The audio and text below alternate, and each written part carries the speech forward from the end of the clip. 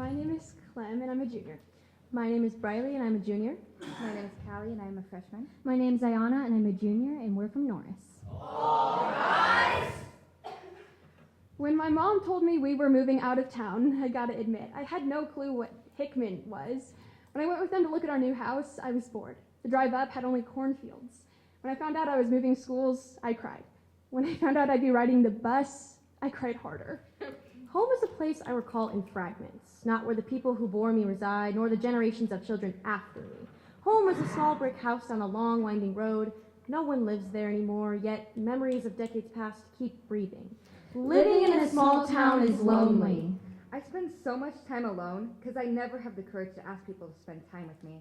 I don't want to waste their time. I don't want to be a burden, and I cower when I come face to face with the word no. I spent the first summer in my new town alone, walking to the smoothie shop once a week just to make my mom happy. I spent the end of my 7th grade years saying goodbye to friends I knew I wouldn't see again. I've spent the last few years in my small town feeling a little bit alone. I've spent the last 5 years in a small town walking around, wandering. Home is honey glazed in sunlight, filled with warmth and sappy emotions, memories of Small, Sticky. Fingers. or stained footprints on beige carpet. and although I have friends in this blooming town, I still feel alone. it's hard not to feel alone in a town I didn't even want to move to. We're trying to survive, yet the isolation is keeping us from contact. Our town is secluded, yet my name isn't known. Going in the back like everyone else. Home rests wherever there is laughter, blooming flowers and singing birds, children playing in the tall grass, catching frogs and collecting stones. I've stared at the familiar water tower by my neighborhood so many times, and it's probably still the most interesting thing to look at, unless you find the Dollar General sign intriguing. I've biked through the streets, been to the local gas station, and climbed the roof of the theater twice, scraped my knees both times. Worn down and loved, home is not the place I sleep at night or the pillow I rest my head on. In my dreams, I play in the red house down the street. But the birds have become my friends, and the bike path, and the afternoons spent staring at the church's stained glass windows. It turns out that the sun shines special as it spills across the golden cornstalks, and when your friends are few, you'll learn to love them the most. I try to make my life here a little less lonely. Brick by brick, this town has become a little bit fuller.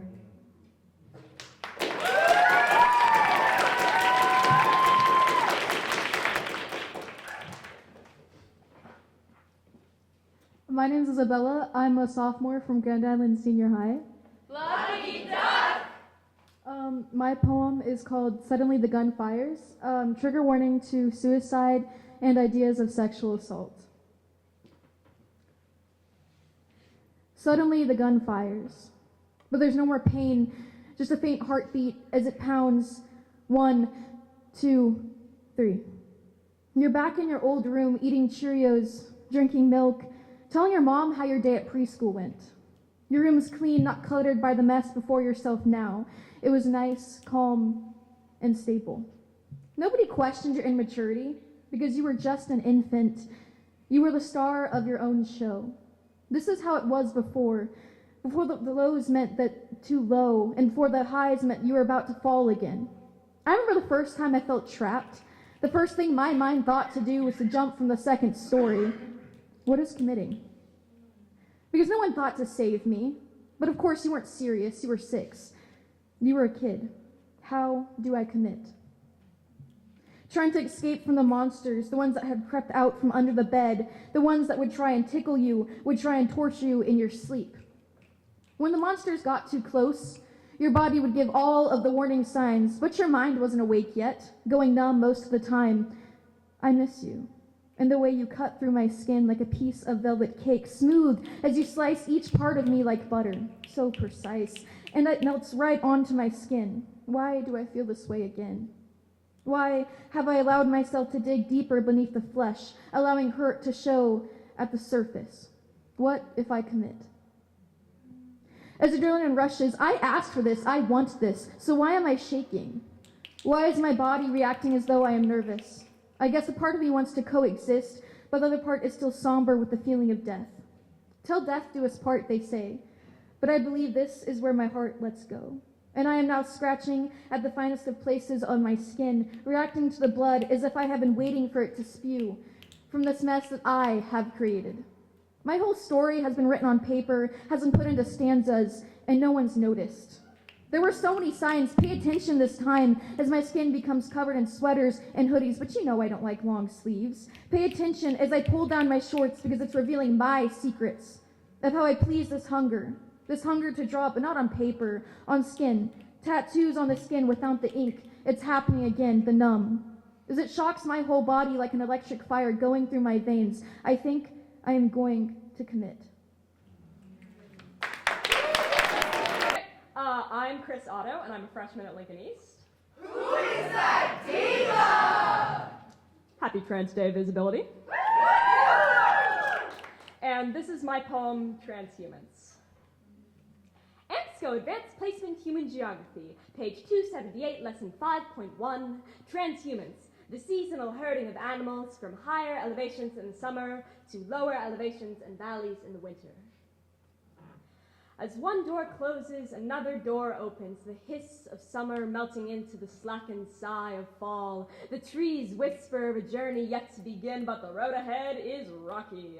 A shepherd of the past returned for round 2, pledging a steadier path the second time around. Dread creeps into my chest like frost under brittle leaves, ribcage crunching as I struggle to keep steady breaths, veins freezing over as the cold hand of reality clutches at my spine, frigid, frantic, grasping. Laughter these days is thicker than any wool, shielding us from the fear we know is waiting when we pull the curtain back, because nobody really wants to talk about how the flock has left the Paris Agreement, about how the shepherd has cut federal funding, about what will happen to the sheep who are different than their brothers and sisters, how many lambs will go to slaughter for the crime of simply existing, how many hands put over braying mouths, how many of us will it take to figure out the word shepherd should coincide with king, transhumans, the seasonal herding of animals from higher elevations in the summer to lower elevations and valleys in the winter.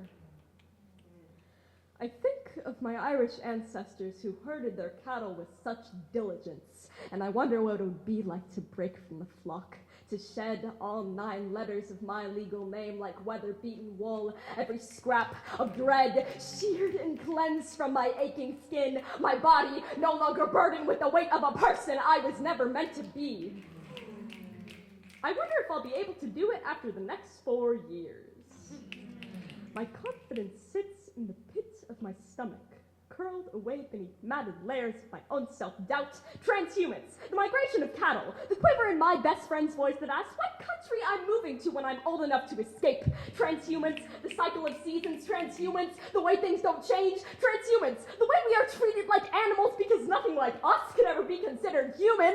Transhumans, how long will it take till I'm no longer human? How long will it take till I'm nothing at all?